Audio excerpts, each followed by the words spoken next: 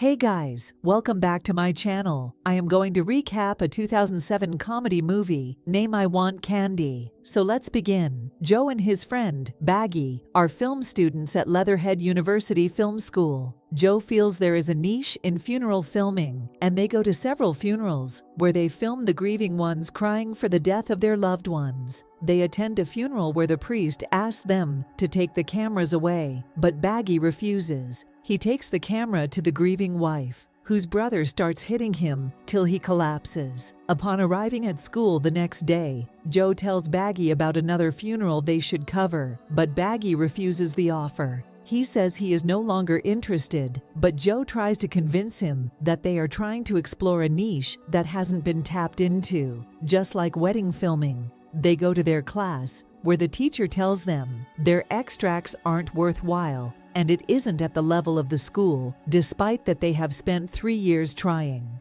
Joe returns home and sadly complains to his parents, who tell him that the entertainment industry is an impossible industry, filled with uncertainty that he can't explore.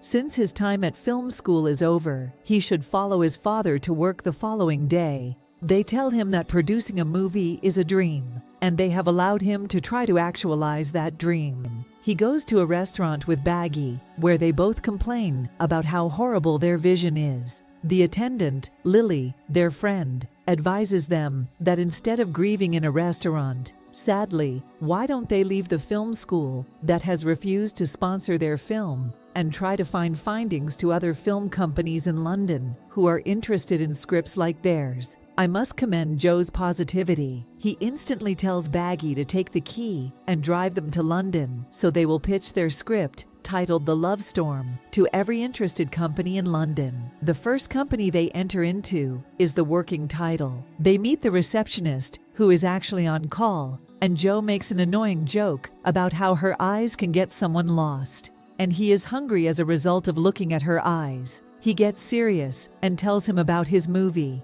She asks him if he has an appointment, but he replies otherwise and says that despite not having an appointment, he has something that their company will want. She tells him she will call her directors, make them leave whatever they are doing, and force them to read his script and fund it immediately. He deduces that she is making a joke out of him, and she tells him he needs an appointment before he can see anyone. They visit another company, and while the receptionist checks the appointment list, they see the tag of another company called The Head. They walk inside, asking to pitch their script, and immediately after the producer, Mr. Doug, sees them. He asks them to be thrown out. They ask for 2 minutes for their pitching. While Baggy pitches the script, Joe looks around and sees that the company does adult and pornography videos. The producer stops them and tells them that if they want to pitch a script outside the company, Joe tells Baggy that it's positive news,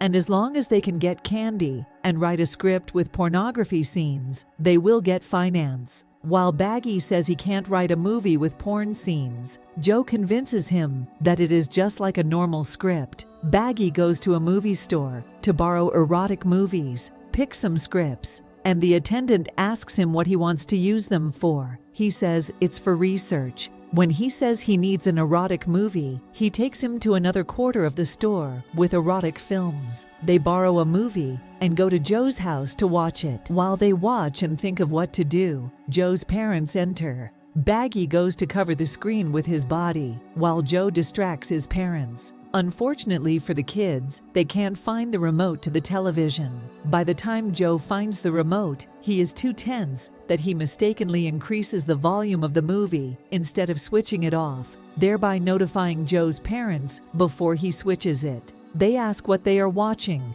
and the kids lie about it. While Joe goes to the marketing and distributing company to find Candy's phone number and address, Baggy accosts the movie store again to find inspirational movies. At the distributing company, Joe flatters the attendant, comments on her smiles, and tells her she should be an actress. He asks for Candy's phone number. Still, the girl tells him they are only distributing company, don't have the actress's number. But with Joe's constant flattering, the lady gives him the number of Candy's distribution company. As he walks away, he hurriedly calls the number, and a man named Clive picks him up. He asks if Clive is Candy's manager, and the man replies affirmatively. He tells him he wants candy. Clive asks which package of candy he wants, and he goes for the executive package. Clive says the package is 250 sir. He is at shock at how cheap it is. On the other hand, Baggy asks the film store attendant for a porn movie that a person can watch from the beginning to the end. He says he wants a film that his audience will watch till it finishes. The attendant tells him, pornography isn't like classic movies, as when a man watches porn for 10 minutes and stops and then leaves the store. He goes straight to the company, owned by Mr. Doug, and tells him he has candy in a porn script. Doug tells him he will be a silent partner because his last business with Candy ended fatally, and Candy won't be excited to work with him. Joe accepts the idea, and at home, Baggy has finished their new script. They start casting, where they interview several want-to-be actresses while anticipating Candy, as Joe has ordered. He brags to Baggy and his friend Lily that Candy will soon be there, and shockingly, they get a package of a sex doll as Candy. He keeps reassuring his friends that he will get it right.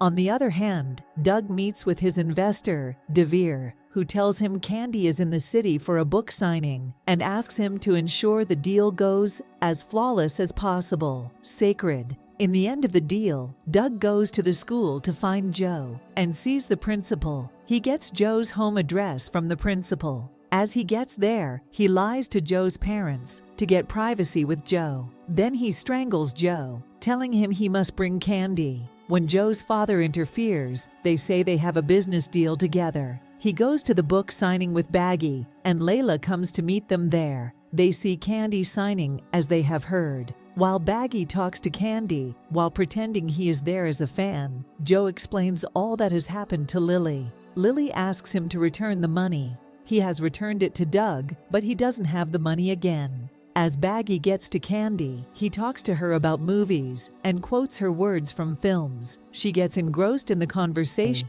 Baggy goes to meet his friends without knowing what he has been involved in. Fortunately for them, Candy reads the script and comes to meet them at Joe's home. Immediately, Baggy sees her. He gets panic attacks. His friends go to beg him that it's their turn and he shouldn't destroy their opportunity. Candy also goes to speak with him. She tells him there is always a first time for every producer, and even the best producers get panic attacks on their first attempt. They start filming at Joe's house. They have to start filming after Joe's parents have left, and they face distractions from passers-by and other unnecessary. And Doug also keeps threatening for his movie. During the acting of a lesbian scene, Joe's parents arrive unexpectedly. He has to bundle up his cast and clear the room before his parents enter. Also, they make a 2 minutes film for Joe's parents since they want to watch his movie. Eventually, the filming ends and they have an appreciation party. Doug bumps into their party, and when Candy sees him, she gets angry at Baggy for deceiving him and walks away. Baggy gives Doug the CD and leaves. On the other hand, Joe takes the supposed 2 minutes movie to school, and during the watching ceremony where his parents are, Baggy tells him he has exchanged the film, and the one they will be watching at the watching ceremony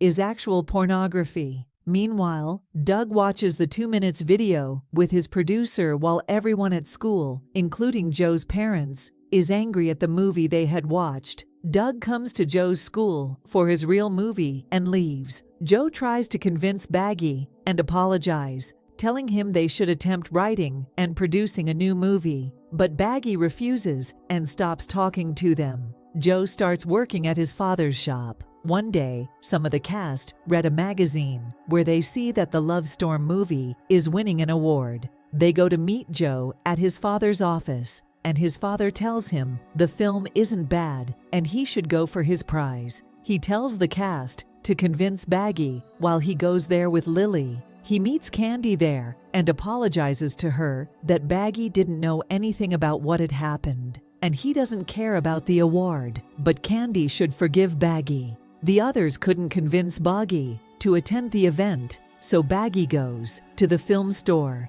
The attendant tells him he did an excellent job with the scripts and should take his accolades, so he goes for the event. The announcing of the award is Candy, and as she announces that the Love Storm won the award, Doug and his investors stand up happily. But Candy announces the names of the real producers. Joe and Baggy, as well as the whole team, collect their award and give their appreciation. And on the podium, Candy kisses Baggy. The movie ends at the location of their new film, where Lily and Joe kiss each other, and the movie ends here. So I hope you enjoy the video. And don't forget to subscribe our channel